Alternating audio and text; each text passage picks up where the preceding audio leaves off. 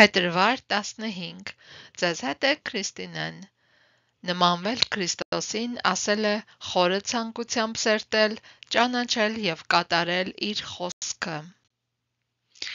Ողջույն, բոլորիդ մաղթում եմ ուրախ փետրվարի 15 և տարվա 7-րդ շաբաթ։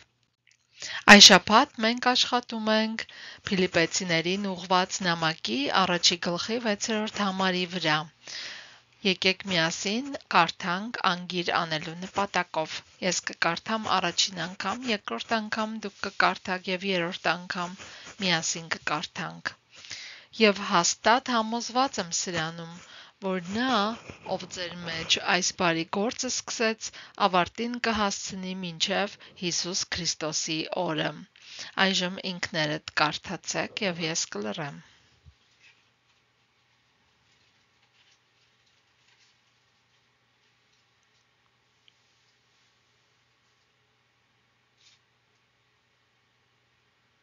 Եվ երրորդ անգամ կարդանք միասին։